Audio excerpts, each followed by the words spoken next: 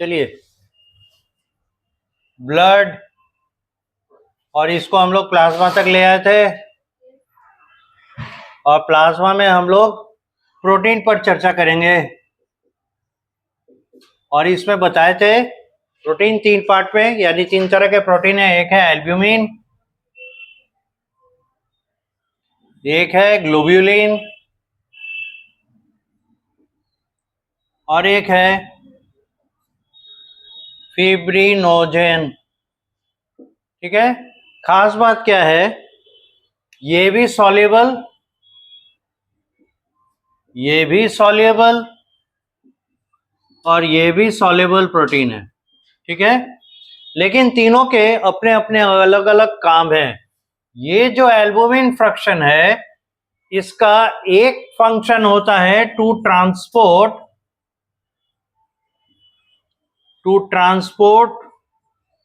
Fats, एक काम ये करता है। दूसरा इसका फंक्शन है to balance positive charged ions in plasma as it is negatively charged protein.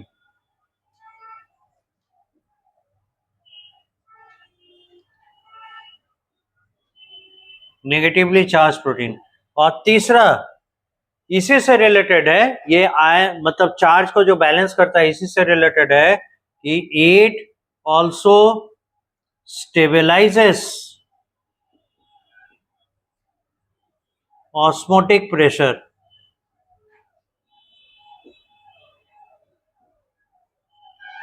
Of blood, तो बड़ा महत्वपूर्ण है ये एल्ब्यूमिन। ठीक है, दूसरा फ्रैक्शन है ग्लोबुलिन। ये इसमें कई तरह के प्रोटीन्स आते हैं, लेकिन प्राइमरीली जो ग्लोबुलिन प्रोटीन है वो इंक्लूड करता है एंटीबॉडीज को भी, और एंटीबॉडीज आर फॉर प्रोटेक्शन। ठीक है, तो हम लोग ऐसे कर देते हैं, major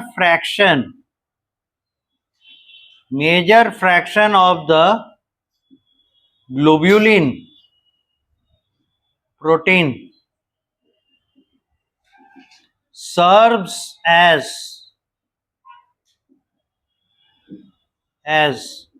the protecting molecule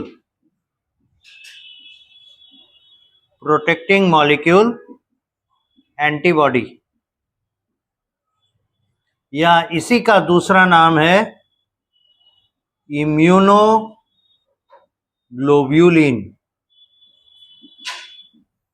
short में IG, एंटीबॉडी शॉर्ट में AB। तो ग्लोबुलिन प्रोटीन का मेजर फ्रैक्शन है ना, एंटीबॉडी की तरह काम करता है, और ये एंटीबॉडी भी प्रोटीन्स होते हैं। तो इन नटसेल ये हमें प्रोटेक्शन देने का काम करता है। अब तीसरा फ्रैक्शन बचा, ये है fibrinogen, produces clot by converting into insoluble fibers when there is a blood loss. Of course इसके साथ एक एसोसिएटेड मशीनरी है ना, एक मैकेनिज्म है जिसके अंतर्गत ये काम होता है, लेकिन बदलेगा तो यही सारा मैकेनिज्म रहे, इसको हम हटा दे, अब कराते रहिए ब्लड क्लॉट नहीं होगा। समझ गए? तो क्लॉटिंग मैकेनिज्म को ना जो अल्टीमेटली आउटपुट देना है वो इसका फिब्रिनोजन का इनसॉल्युबल फॉर्म, और इस इनसॉल्युबल यहां है ना इनसॉल्युबल फाइबर, इसका नाम है फिब्रिन। तो हम लोग ये बात समझ पा रहे हैं कि फिब्रिनोजन का फिब्रिन में कन्वर्शन इज क्लॉट फॉर्मेशन, और उसी के लिए ये बने होते हैं। इससे होगा क्या फायदा? अगर ब्लड लॉस हुआ तो इट विल स्टॉप इट, ये ब्लड लॉस रोक देगा अपॉन इंजुरी। ठीक है, तो this is the importance of the proteins, यहां तक नोट कीजिए, फिर आगे बढ़े। ऐसा नहीं है कि इसके अलावा और कंपोनेंट्स नहीं होते, और भी कंपोनेंट्स होते हैं, but this is the major, और हम लोग को अपने बुक के हिसाब से यहां पे ज्यादा फोकस करना है। ठीक, इसके बाद है फॉर्म्ड एलिमेंट्स, यानी कि ब्लड सेल्स, और इन्हें फिर 3 पार्ट में बांटा, RBC, WBC और थ्रोम्बोसाइट्स, यानी कि प्लेटलेट्स।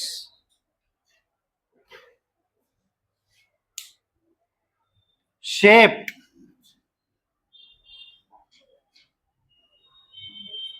इसे कहते हैं डोनट शेप, और सर्कुलर बाइकॉनकेव, यह है ह्यूमन आरबीसी का शेप। ठीक है, WBC वेरिएबल बट मोर और लेस स्फेरिकल, ये स्फेरिकल होते हैं। ठीक, थ्रोम्बोसाइट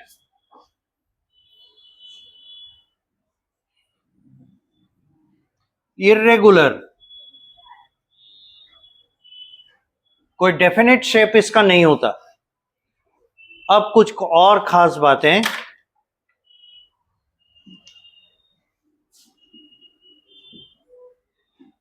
सभी के लिए पहला पॉइंट हो गया, सभी के लिए दूसरा point, no nucleus, no cell organelle, only plasma membrane and cytoplasm present. इसमें ऑल सेल ऑर्गेनेल्स प्रेजेंट, इसमें cell organelles present but no nucleus. तो देख लीजिए, थ्रोम्बोसाइट और आरबीसी ह्यूमन का, इसमें न्यूक्लियस नहीं होता, केवल और केवल WBC में न्यूक्लियस होता है। इसमें कुछ नहीं होता, इसमें सब कुछ होता है बिना न्यूक्लियस के, इसमें न्यूक्लियस सहित सब कुछ होता है। ठीक है, this is how they are. तीसरा, ओरिजिन कहां बनता है, RBM यानी red bone marrow, red bone marrow tissue में फॉर्मेशन होगा। डू मतलब सेम टू सेम, डू यानी same to same. Life span,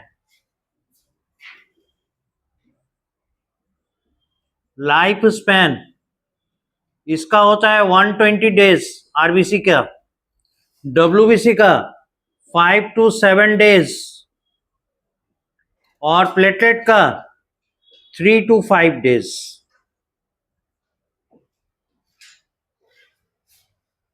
right, ये कंपैरेटिव टेबल है, इसको नोट कीजिए। हम लोग पहले WBC को पिकअप करते हैं। ये है white blood cell,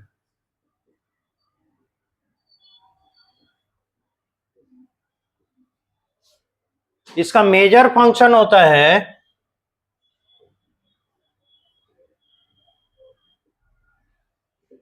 protection.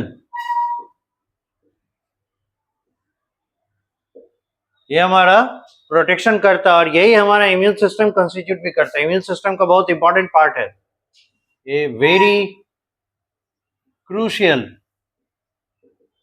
part of our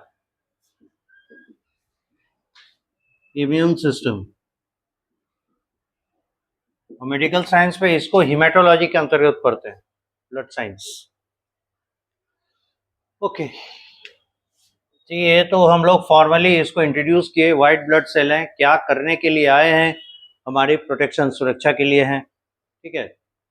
ये टाइप्स में डिवाइडेड होते हैं, types on the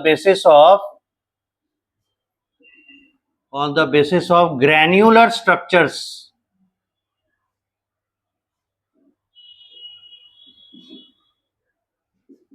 in cytoplasm, उसके बेसिस पे इसे दो पार्ट में डिवाइड करते हैं। ये हम लोग पढ़ चुके हैं, वैसे एनिमल टिश्यू पढ़े थे ना, वहां बताएं। एक है ए ग्रैन्युलोसाइट और दूसरा है ग्रैन्युलोसाइट।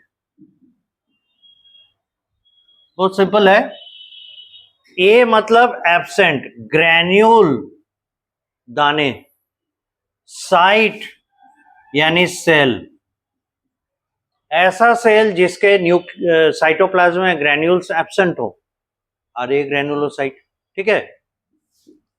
साइटोप्लाज्म डिवाइड ऑफ ग्रैन्यूल्स, ये हो गया ए ग्रैन्युलोसाइट। और ग्रैन्युलोसाइट साइटोप्लाज्म हैज ग्रैन्यूल्स, तो ये हो गया ग्रैन्युलोसाइट। फर्दर डिवीजन है, ये ग्रैन्युलोसाइट को हम लोग बांटते हैं मोनोसाइट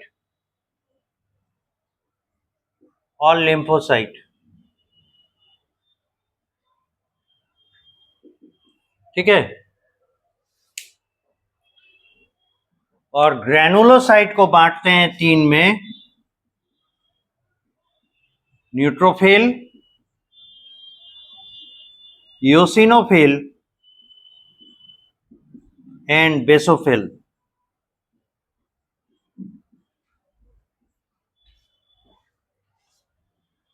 मोनोसाइट ये 5 to 8% ऑफ WBC होता है। लिम्फोसाइट ये 20 से लेके 25% तक ऑफ WBC होता है। न्यूट्रोफिल ये 60 से लेके 65% तक होता है।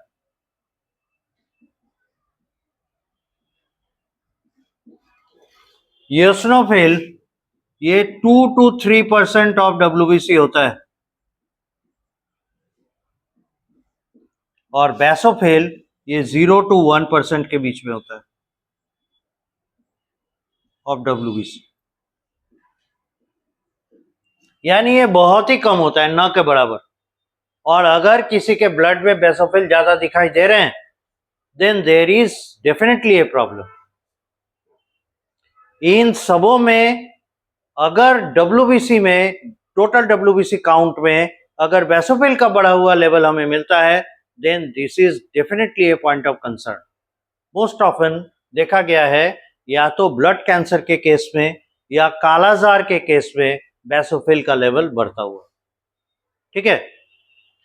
तो इसलिए ये एक पॉइंट ऑफ कंसर्न होता है। कई बार रेयर केस में देखा गया है, एलर्जिक कंडीशन में या फिर वर्म इन्फेक्शन में बेसोफिल बढ़ा है, ठीक है। तो one has to correlate the condition कि उसके अंदर क्या ऐसा चेंज आया जिस वजह से बेसोफिल बढ़ा। सो this is a very concern point of interest. अब देखिए बारी बारी से, मोनोसाइट ये बाय नेचर मैक्रोफेज होते हैं, निगल के खा जाने वाला। आप कनेक्टिव टिश्यू पढ़ते समय सेल्स ऑफ कनेक्टिव टिश्यू में एक पढ़े ना, मैक्रोफेज। तो वहां मैक्रोफेज का काम क्या था, निगल के खा जाना। किनको? जो इन्वेडिंग पैथोजेंस हैं, बाहर से आए हुए घुसपैठिया ऑर्गेनिजम्स जो टिश्यू डैमेज करने के लिए आए हैं उन्हें डिस्ट्रॉय करने की जिम्मेदारी टिश्यू के मैक्रोफेजेस की होती है, कनेक्टिव टिश्यू की, और ये मोनोसाइट ही ब्लड से ट्रैवल करके टिश्यूज तक पहुंचता है और वहां पे ये टिश्यू मैक्रोफेज बनता है। तो इसका ओरिजिन कहां होता है? ये रेड बोन मैरो में। बनने के बाद आएगा किस में? ब्लड में। ब्लड इज द ट्रांसपोर्टर और इसे पहुंचाएगा कहां? टिश्यूज में। तो किसी भी टिश्यू में, brain, heart, lung, liver, kidney, किसी भी टिश्यू में आप देखेंगे बहुत सारे मैक्रोफेज पाए जा रहे हैं, बहुत ज्यादा भारी मात्रा में रहेगा प्रोटेक्शन के लिए। ठीक है, तो फिर हम ये पूछ सकते हैं कि ब्लड में इसकी मात्रा कम क्यों है? वो इसलिए क्योंकि ब्लड इज द ट्रांसपोर्टर। इसका फंक्शन करने का जगह ब्लड नहीं है। Blood is only transporting it from its origin to its destination. तो इसका गंतव्य कहां है? हमारे बॉडी के डिफरेंट ऑर्गन्स, डिफरेंट टिश्यूज, और ओरिजिन कौन है? Red bone marrow. तो बोन मैरो से वहां तक पहुंचाने के लिए जितना मैक्रोफेज मिला यानी मोनोसाइट मिला वो हमें ब्लड काउंट करते समय दिखता है, WBC स्टडी करते समय दिखता है। ये है इसका कारण। तो उधर मिटा सकते हैं, तब तक इधर नोट कीजिए।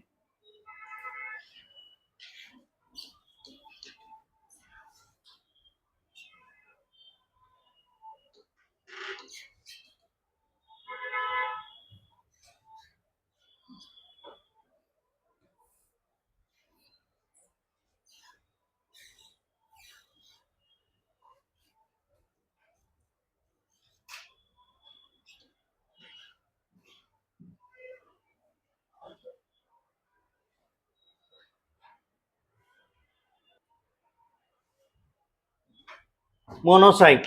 इससे पहले कि मोनोसाइट की ओर जाए, हम लोग ये बता दें कि WBC कितना होता है। नंबर इन ब्लड आप नीचे लिखेंगे, WBC नंबर इन ब्लड, ये होता है 6000 to 11,000 पर माइक्रोलीटर ऑफ ब्लड, और 1 म्यूएल मतलब माइक्रोलीटर। ठीक है, 1 microlitre equal to 10 to the power -6 litre, और 1 microlitre equal to 10 to the power -3 millilitre. ये याद रखिएगा। ठीक है, या तो 10 to the power -3 मिलीलीटर बोलिए या 10 to the power -6 लीटर बोलिए। तो 1 लीटर के 10 लाखवें हिस्से को 1 माइक्रोलीटर कहा जाता है। यानी 1 लीटर आपके पास ब्लड है, उसका 10 लाख हिस्सा कीजिए, एक हिस्सा 1 माइक्रोलीटर ब्लड कहलाएगा। और on an average 1 millilitre of blood 1 drop blood होता है लगभग। तो 1 ड्रॉप को 1000 हिस्से में बांटिएगा, that will be equivalent to 1 microlitre. This is the concept. तो एक बूंद के 1000वें हिस्से में आपको 6000 से 11000 WBC सेल्स मिलेंगे। ये सब मिलाकर 6000 से 11000 होगा। ठीक है, इस 6000 मान लेते हैं 8000 है, तो इस 8000 का कितना परसेंट? 5 से 8% मोनोसाइट होगा। हम लोग मोनोसाइट पे विचार कर रहे हैं, तभी मोनोसाइट की बात करें। ये जो 6000 या 8 10,000 जो भी देख रहे हैं, उसका केवल और केवल 5% से 8% ये मोनोसाइट। अब आगे देखिए, monocyte they are macrophage, but they protect the tissue. ये टिश्यू की सुरक्षा करते हैं, लेकिन वो टिश्यू का प्रोटेक्शन करते हैं, but they protect the tissue. So from RBM, red bone marrow, origin, ये ओरिजिन हो गया. So from RBM origin, blood transports them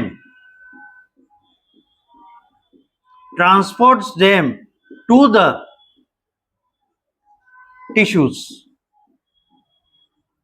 where they become tissue macrophage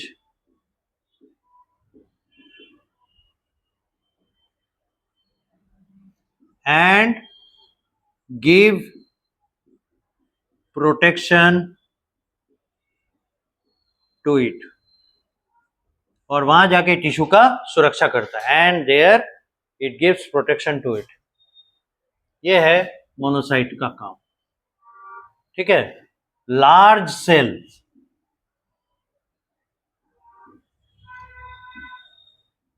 are large sized, बड़े होते हैं सेल्स. बहुत है. Now we come up to the lymphocyte.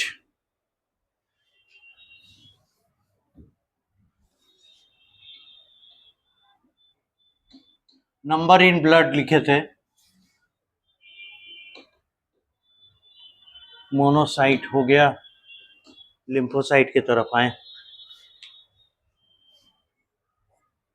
ये जो है फर्दर दो पार्ट में बंटते हैं. It is primarily of two kinds, T and B lymphocyte. कहने का मतलब हो गया, एक है T lymphocyte और दूसरा है B lymphocyte. क्यों इस नाम में अंतर है वो देखिए. Both originate in bone marrow. ठीक है. Red bone marrow of course. दोनों का फॉर्मेशन कहां होता है? बी फॉर बोन मैरो में. ठीक है. But B lymphocyte mature also in bone marrow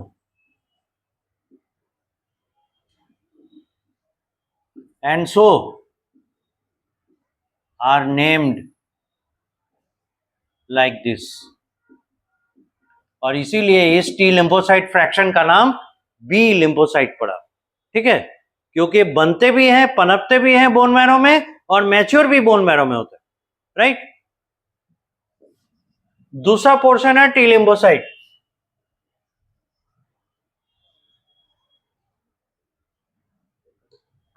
अभी आपको यहां क्या लिखकर बताए? Both originate in bone marrow, यानी टी और बी बोलो दोनों लिम्फोसाइट कहां बनेंगे? बोन मैरो में ही.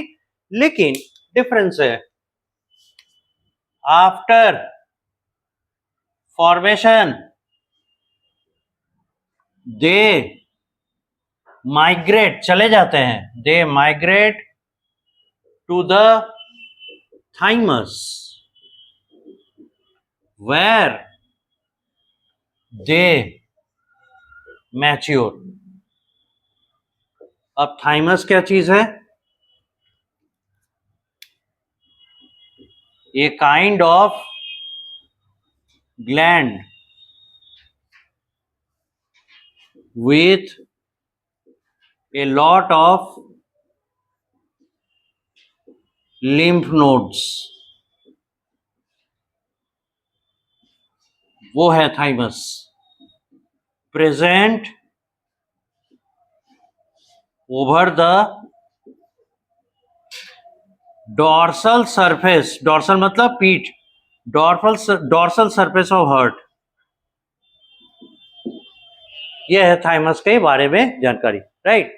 तो ये बोन मैरो से निकल के थाइमस पे चले जाते हैं और वहां जाके मैच्योर करते हैं. इसीलिए इनका नाम टी लिम्फोसाइट पड़ा. Hence they are called so. इसीलिए ऐसे बुलाया जाता है.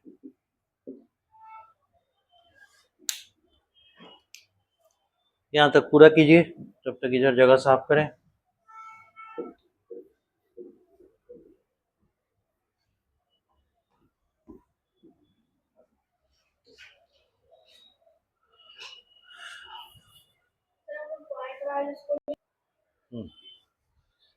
तो इनके फंक्शंस देखिए, टी लिम्फोसाइट बी लिम्फोसाइट दोनों के दोनों, है ना, इम्यून सिस्टम में पार्टिसिपेट करते हैं, इम्यूनिटी प्रोवाइड करते हैं।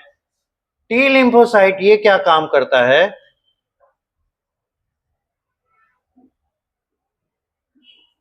ये सेल मेडिएटेड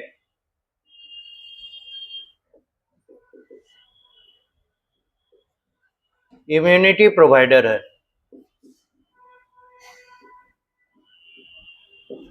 आगे 12th पे जाकर जानेंगे इसके सब टाइप्स होते हैं। टी लिम्फोसाइट के भी टाइप्स हैं, T helper cell, T C cell. तो यहाँ ओवरऑल अभी बात करके चलें कि ये सेल बेस्ड इम्यूनिटी देता है, यानी ये सेल खुद जाता है और जो एबनॉर्मल बॉडी के सेल्स हैं उन एबनॉर्मल बॉडी सेल्स को डिस्ट्रॉय कर देता है। से फॉर एग्जांपल, अगर किसी सेल का डीएनए डैमेज हो गया और बियॉन्ड रिपेयर चला गया तो एबनॉर्मली बिहेव करेगा, वो सेल अगर रहेगा तो दूसरे के लिए हैजार्ड बन जाएगा, दूसरे हेल्दी सेल के लिए हैजार्ड बन जाएगा। तो ये उसको डिटेक्ट करेगा और उसको डिस्ट्रॉय कर देगा। दूसरा, अगर किसी बॉडी के सेल को वायरस ने अटैक किया, तो अगर वायरस अटैक कर दिया, then this cell cannot be repaired. इसमें जो डैमेज हो रहे हैं, इसमें जो एबनॉर्मेलिटी आ रही है, इसको वापस हम ठीक नहीं कर सकते। तो वैसे स्थिति में इन सेल्स का काम होता है, टी लिम्फोसाइट्स का काम होता है वायरस इन्फेक्टेड सेल्स को डिस्ट्रॉय करना। It is something like that, if there is a factory to manufacture something bad, then in place of curbing that, रोकना उसका मैन्युफैक्चरिंग को, हम फैक्ट्री को ही ब्लास्ट कर देते। सो this is how it works, it eliminates the cause of any destruction. तो ये है टी लिम्फोसाइट का काम। बी लिम्फोसाइट, ये तो हम बता भी चुके हैं कई बार। बी लिम्फोसाइट, दे प्रोड्यूस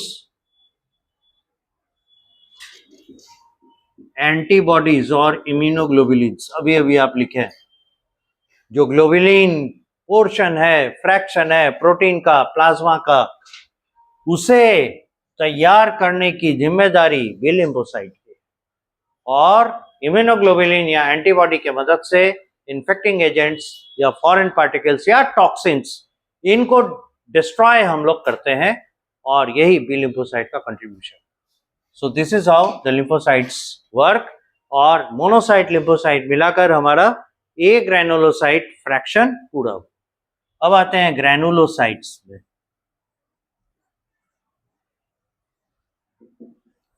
इसमें एक इंपॉर्टेंट है, मतलब है तो तीनों, न्यूट्रोफिल। अब देखिए, उधर मोनोसाइट था और इधर न्यूट्रोफिल।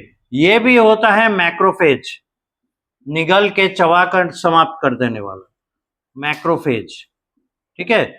लेकिन ये मैक्रोफेज टिश्यू का सपोर्ट नहीं, बल्कि ब्लड का पहरेदारी करता है, और ब्लड में आए हुए इंफेक्शन या पैथोजन को प्राइमरीली डिस्ट्रॉय करता है। So it protects blood from pathogenic attack. बात नहीं, और जरूरत अगर पड़ी, हाँ, और अगर जरूरत पड़ी तो ये क्या करेगा, जब टिश्यू मैक्रोफेज ओवर पावर कर जा रहे हैं, इनके पास उतनी क्षमता नहीं है टिश्यू मैक्रोफेजेस कि इन्फेक्टिंग एजेंट्स को कंट्रोल कर पाए, तब न्यूट्रोफिल वहां पे सपोर्ट के लिए पहुंचेगा, क्योंकि ये खुद भी मैक्रोफेज है। तो ये एडिशनल रिस्पॉन्सिबिलिटी निभाता है, जरूरत पड़ने पर ऑन डिमांड ये जाता है प्रोटेक्शन देने, ठीक है। Upon requirement it can also provide protection to the tissues. ठीक है। और न्यूट्रोफिल के लिए एक टर्म यूज होता है, also known as polymorpho nucleus leucocyte, PMNL, polymorph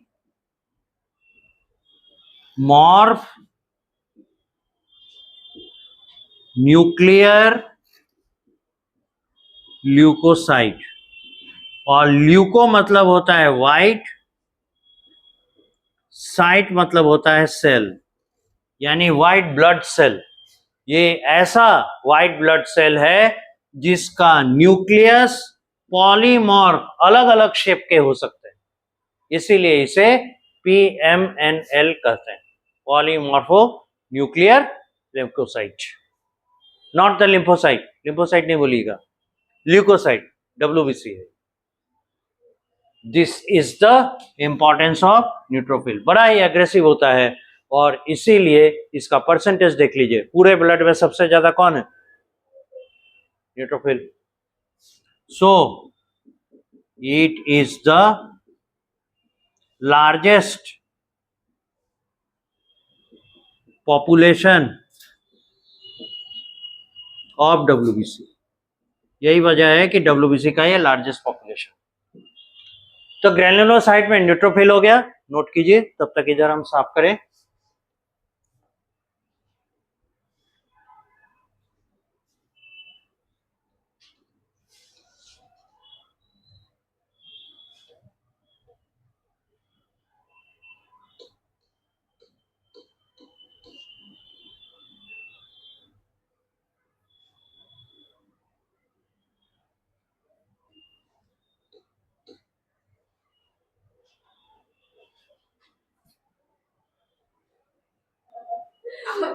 यहां देखिए, न्यूट्रोफिल के बाद हम लोग आए किस पे? Eosinophil.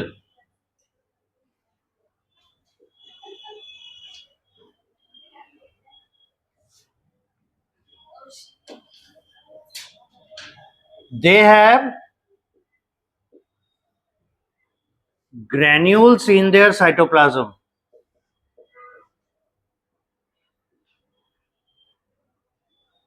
Filled with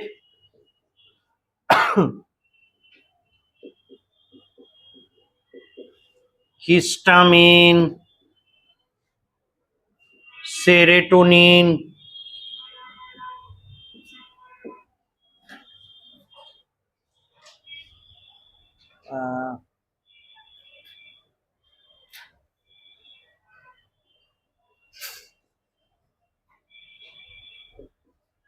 blood thinning agent,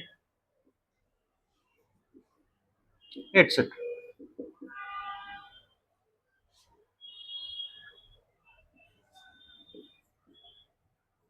They protect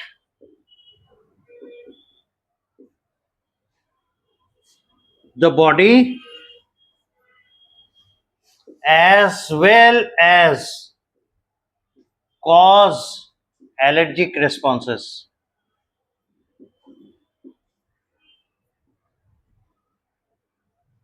like fever,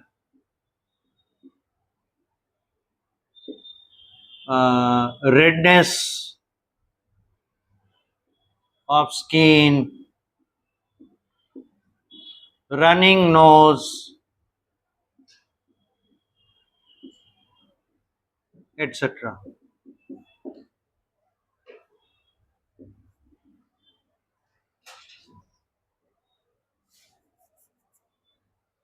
तो ये प्रोटेक्शन भी देते हैं और एलर्जिक रेस्पॉन्सेस भी डेवलप करते हैं। कहने का मतलब यह है कि ये एलर्जिक रेस्पॉन्स के द्वारा ही हमें प्रोटेक्शन देते हैं। तो आप बोलिएगा फीवर से किसका भला होता है? तो हम परेशान हो रहे हैं, टेम्परेचर बढ़ा हुआ है, खाने का मन नहीं कर रहा है, कुछ पच नहीं रहा है, डाइजेस्ट नहीं हो रहा है, ये हमारे लिए कैसे बेनिफिशियल है? होता क्या है देखिए जो भी पैथोजन घुसा, माइक्रो ऑर्गेनिज्म घुसा, अगर वो इसको मतलब ये उसको डिटेक्ट करता है किसी के अगेंस्ट में, तो होगा क्या, बॉडी टेम्परेचर बढ़ने से उस पैथोजन या उस माइक्रो ऑर्गेनिज्म का हमारे बॉडी के अंदर सर्वाइवल पॉसिबल नहीं हो पाता। एक तरह का ये इनहिबिटर है। हाई टेम्परेचर हम सस्टेन कर लेंगे किसी तरीके से, हम मरेंगे नहीं, सस्टेन करेंगे, पर वो डिस्ट्रक्शन की ओर जाएगा। Point number 1। पॉइंट नंबर 2, अगर ऐसा कोई फॉरेन पार्टिकल है जो इन सब मटेरियल से, जैसे WBC के आप देखें ना, मैक्रोफेजेस हैं एटसेट्रा एटसेट्रा, इनसे ये डिस्ट्रॉय नहीं हो पाएंगे। फॉर एग्जांपल वर्म घुस गया है, और वर्म हेलमिंथ, निमिथ helminth, like the roundworm, like the Wucheria bancrofti, filaria worm, तो अब समझिए इन्हें हमारे बॉडी के सेल्स डिस्ट्रॉय नहीं कर पाएंगे, these are quite large।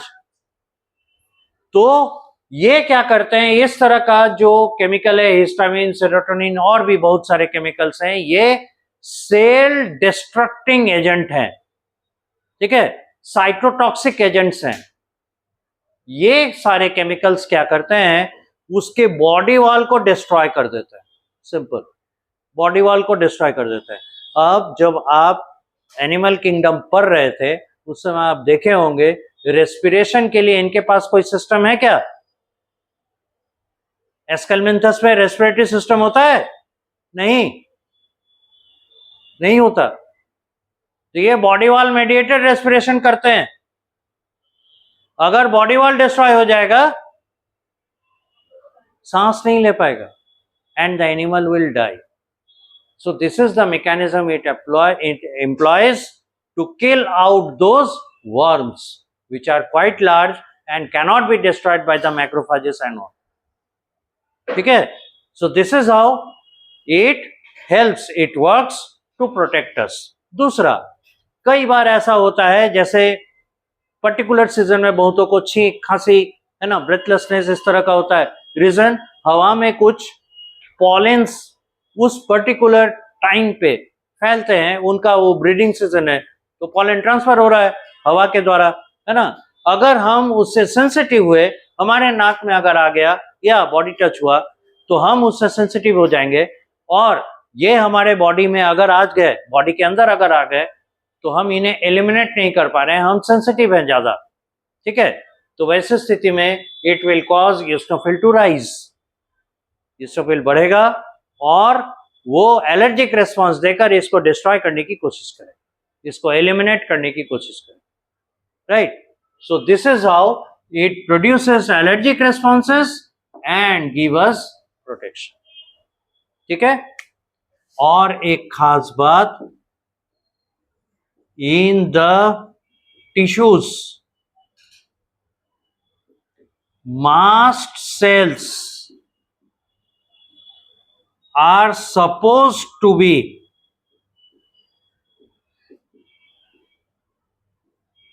mast cells पर है ना, कनेक्टिव टिश्यू में, are supposed to be the modified eosinophils।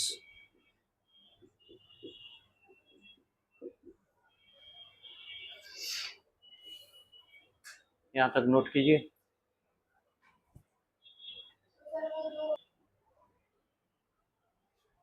इस तरफ का साफ करें। अब थोड़ा सा है बेसोफिल, इसको पूरा कर लेते हैं।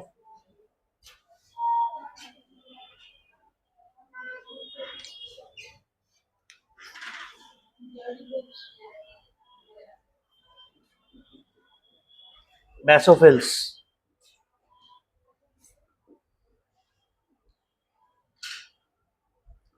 similar to eosinophils, but they are larger than them। ये eosinophil के तरह ही होते हैं, पर ये उनसे बड़े होते हैं, पर functionally same.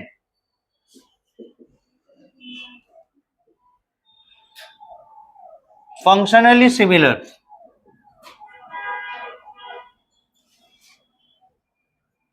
They have more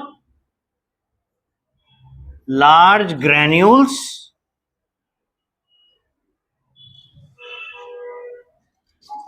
and content.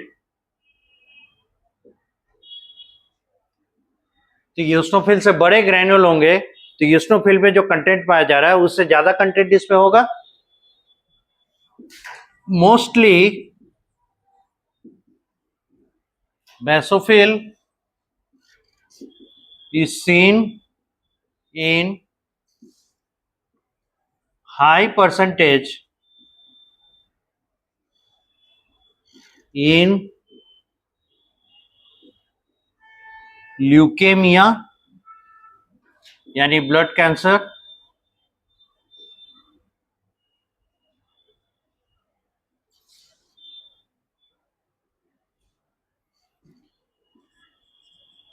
काला आजार, ये जो प्रोटोजोआ पढ़ा रहे थे लिस्टमैनिया डोनोवेनी बताए थे, फ्लैजिलेटेड प्रोटोजोअन्स उसे बताए होंगे, काला आजार एटसेट्रा. That's all.